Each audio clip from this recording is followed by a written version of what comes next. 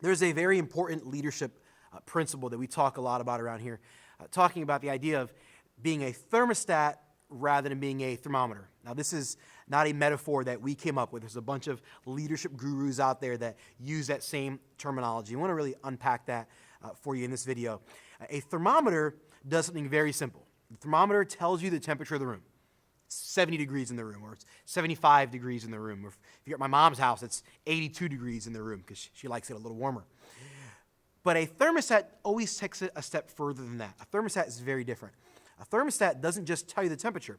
The thermostat can tell you the temperature, and then the thermostat changes the temperature of the room depending on the settings. How does this apply to being a leader? Well, I think a lot of times leaders function simply as thermometers. You walk into a room and you notice a bunch of things that are not the way they are, and you just say, well, I guess this is the way it is. That's what a thermometer does. It just tells you what is. We want to challenge you as a leader to not just be a thermometer.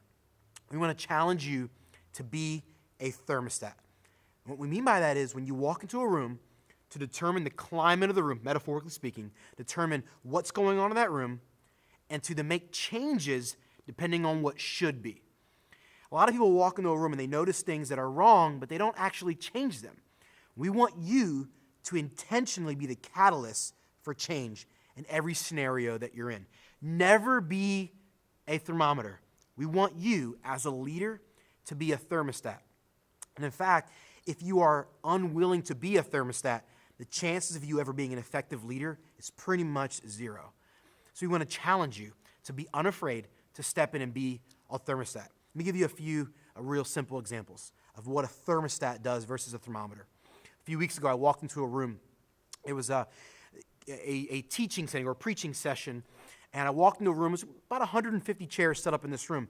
But the way the chairs were set up, they were facing the entrance of the room. So every time someone walked in or out of the room, everyone in the room would see it. It's kind of distracting. And I remember walking into the room and walking a few minutes late, as I sometimes do. I walked into the room a little bit late, and I distracted much of what was going on in the room. And I remember afterwards going to the guy who sets the room up, the guy who's in charge of that, and I went up to him and said, hey, why are the chairs facing this way? Why didn't you face them this way? And he says to me, well, there's a power cable, or there's a power outlet here. We'd have a power cable. And he kind of gave me an excuse, to be honest. It seemed kind of lame.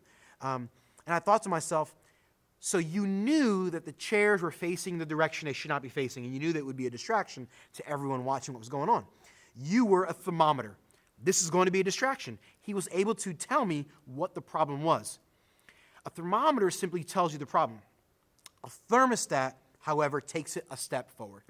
Here's what he should have done to be an effective leader in that case. He should have walked into the room that morning, noticed that the power outlet is on this side of the room, but we want the chairs facing a different direction. And with that in mind, we're going to have to set the projection up in a different area, which means we need several extension cords. The thermometer just says, oh, well, I guess that's the way it is. We can't make a difference.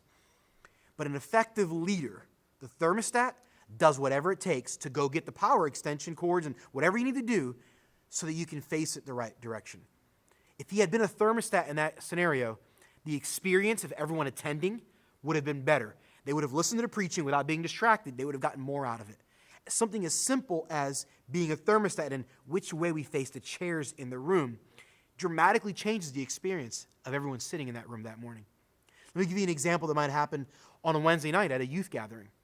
You're a youth leader. You show up. There's 170 teenagers, let's say, on a Wednesday night.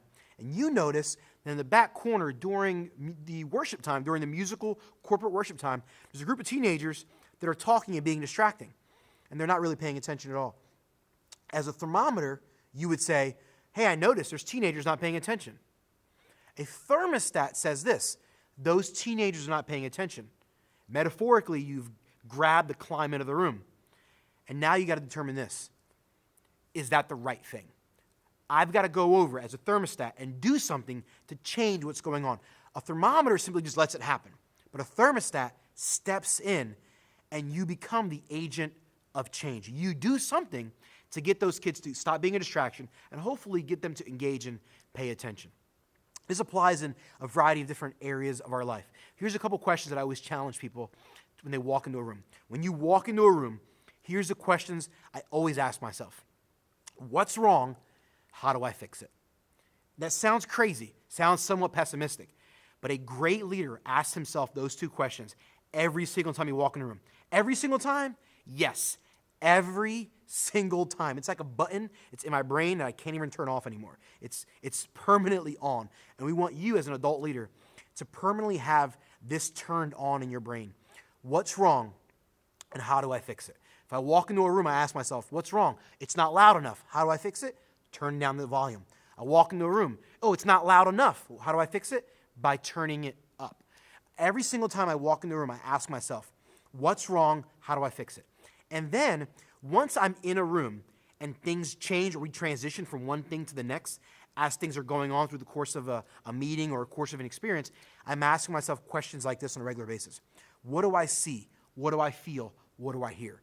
I see a bunch of students in worship raising their hand. I hear them singing. I feel them engaged. Awesome. Things are going well. We don't need to change that. However, I see a bunch of students not paying attention. I hear some students singing and some students talking. I feel that the room is not fully engaged. Okay, those are barometers to help me understand that these things are not going right, and I've got to step in and be a catalyst for change. If I'm just a thermometer, I'm going to notice those things are wrong, but I'm not going to do anything about it. But as an adult leader, we want to challenge you, empower you. We want to give you the permission to be a great leader.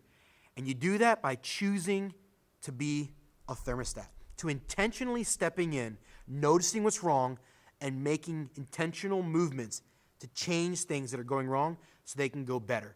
Things don't go right on their own. In fact, things always go wrong on their own. It takes a great leader like you to step in and help it go right. We want to challenge you and encourage you, give you the permission to be a thermostat.